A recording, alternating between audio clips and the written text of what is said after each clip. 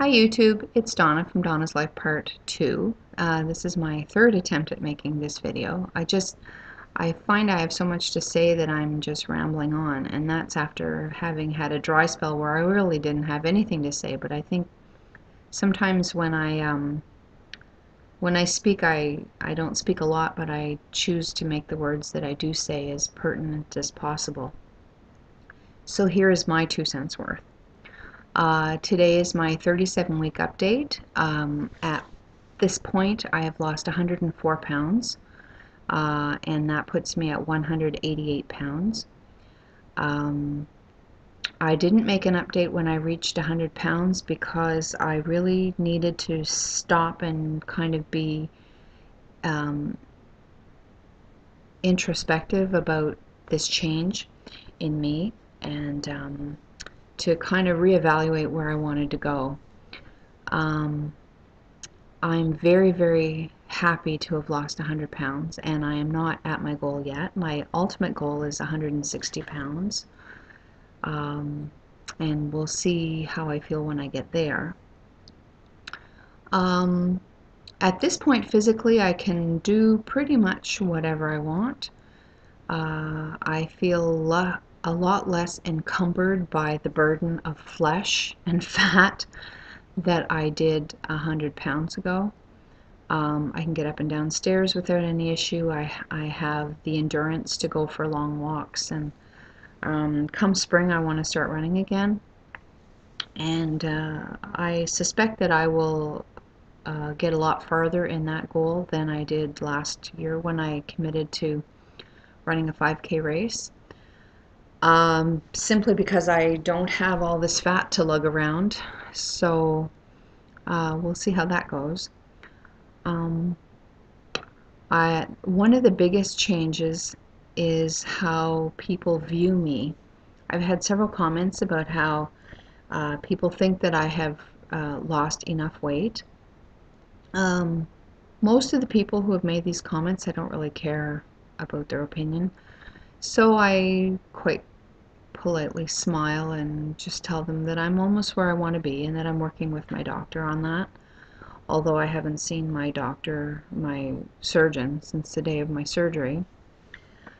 The people who do matter a lot to me, in particular my husband, I explained to him that I needed to lose, as of today's date, another 8 pounds to even be out of the obese category.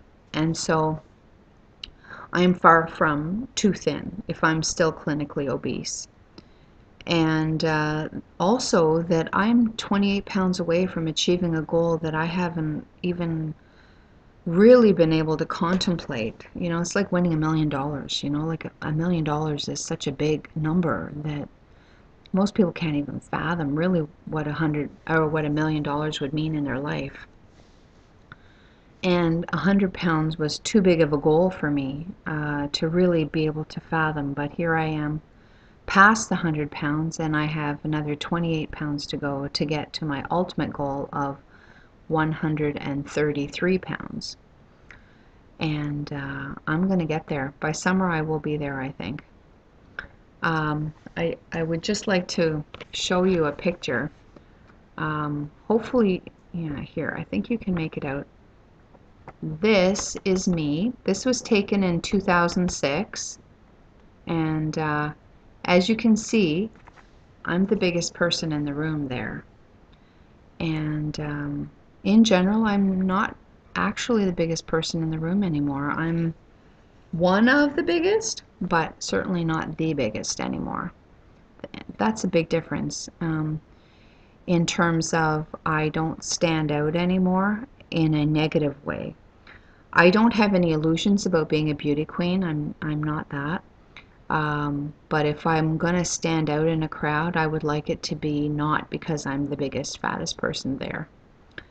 And that may sound like an ism, like a prejudice, but you know, I'm a product of the culture that I live in, and we are, even though we're getting fatter and fatter as a culture, a North American culture, we are very fat phobic. And which brings me to my third thing. And, I don't know what your politics is in terms of this issue, um, but this is just my opinion, and take it or leave it, because that's what opinions are. And so I'm going to say that in general, I have changed, because of the surgery, I have changed the type of food that I eat, where I used to rely primarily on carbohydrates, and most of those were refined white, like a lot of pasta and bread. I eat very little of that anymore, and I rely primarily on protein sources, both animal and vegetarian sources, and vegetables with a smattering of fruit in there. And so this year I have committed to improving the quality of food that I eat. For produce, I've started growing some of my own vegetables. In the long run, I think it'll be a lot cheaper to eat better. A 0 mile diet certainly is not an unachievable goal. I do not intend to be rigid about that, excluding things, because it would mean that I would have to rule out coffee, and I live for coffee, but we don't grow coffee in Canada. So if I don't make some exceptions, I'm going to have to change my life a lot more than I want to.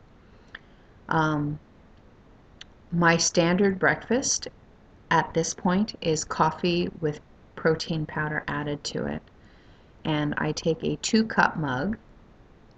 I make just under a cup of coffee, like under a cup of, put a cup of hot water in, put a teaspoon of instant coffee and some milk. Then I add a scoop of chocolate protein powder to that, and stir that all up. And once it's well dissolved, then I fill the rest of the cup with more hot water, and that gives me kind of a coffee mocha kind of a concoction, and that gets 30 grams of protein into my system and satisfies my need for starting my day out quietly with a cup of coffee. It's a win-win for me. And I wouldn't be able to do that if I had a 0 mile diet. So, plus the protein powder, I don't know where the hell they make that. So, however, I can, if not meet all of my vegetable needs, I can certainly meet quite a bit of it for a family of, at this point, 5. And, there are actually 7 people in my family, but one of my children doesn't live with me anymore. She's all grown up and has a place of her own. In terms of protein, I've committed to purchasing locally raised free-range or eggs from free-range chickens. I have been watching some documentaries. Now I'm gonna give you an advisory at this moment. I am not in the United States of America, and so I do not believe that I am subject to American law in terms of liability. So I'm going to say some things that may be viewed controversially, and I guess I'm taking my chances, aren't I? What I'm going to say is that I have seen a number of videos on how big lot beef producers and poultry farmers raise the animals that they do, and how they're slaughtered, and the whole butchering process, and how E. coli is spread through the meat, and in general the animals are not treated with the kind of dignity and respect that I think that all living creatures deserve. So I can't do a whole lot about that, but I can change what I spend my money on, and as individuals, we do have that power to control where our dollars go. And so my choices are to spend more money on sustainably raised and respectfully raised and harvested animals. That's all I'm going to say on that subject. If you're interested, there are a lot of documentaries out there. Netflix has quite a number of them that may be eye-opening for you. Anyway, that's the end of my rant for today. I think having a goal of a smaller footprint on this planet is not a bad goal. Anyway, that's all I wanted to say this time. I hope that you all have a wonderful week, and I will more than likely make another video next week, but I will, if not, it'll be when I have something to say. Have a great day. Bye.